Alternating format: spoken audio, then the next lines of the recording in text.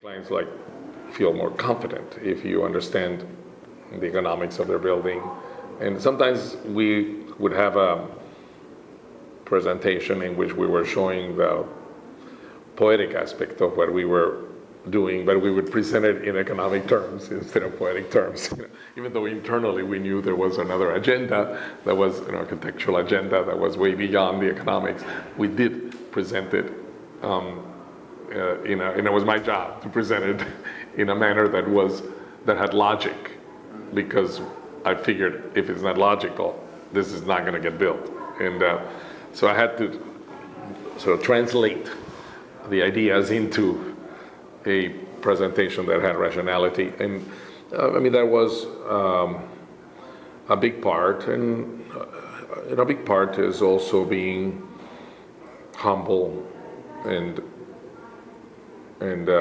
simpatico with the client, and not feeling like acting sort of I'm above all this kind of thing. You have to be, get along. And like in any other business, it's like in anything, that you gotta respect the other person's position, and then they'll respect yours.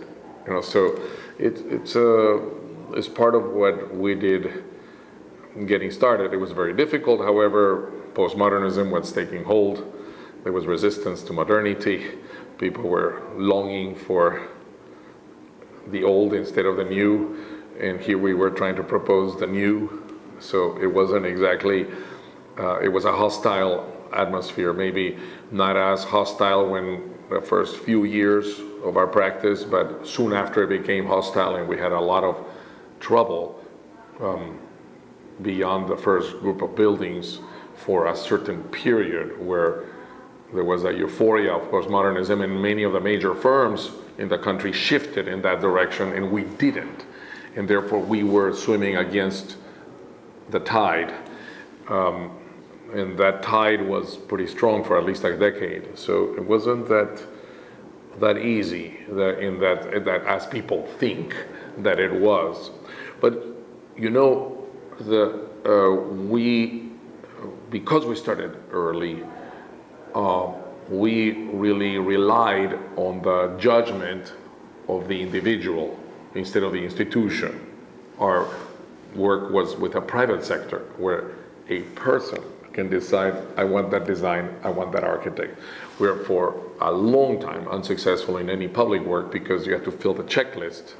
And I haven't done one of these, I haven't done one of that, I haven't done a courthouse, I haven't done a museum, I haven't done, so you have a difficulty breaking into the public sector, especially in the United States.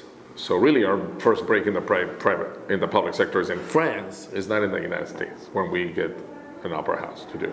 It is where there is more openness, because they have a competition, and we win the competition, and that's it. It doesn't matter when I'm 28.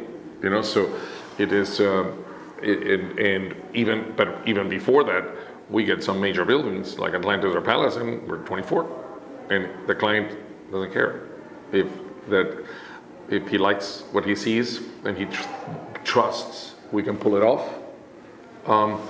He can make his own financial decision. Now, it is important, however, that in the private sector that whatever you build is successful. Because if the client doesn't do well with your building, you'll never get another call. That'll be the last one. From him or from others who heard he didn't do well. So we took our projects as if they were our own, as if we owned them.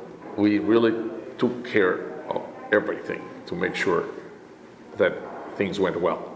And it's what we do until today, because in architecture, you start your career with every new project.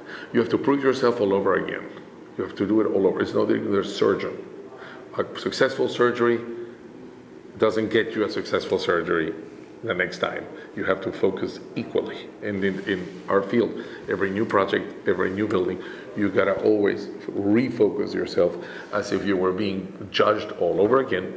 You're being evaluated by the client and the public all over again, and you got to prove yourself. And it's nothing can be taken for granted. It's not a field in which you can just cruise afterwards.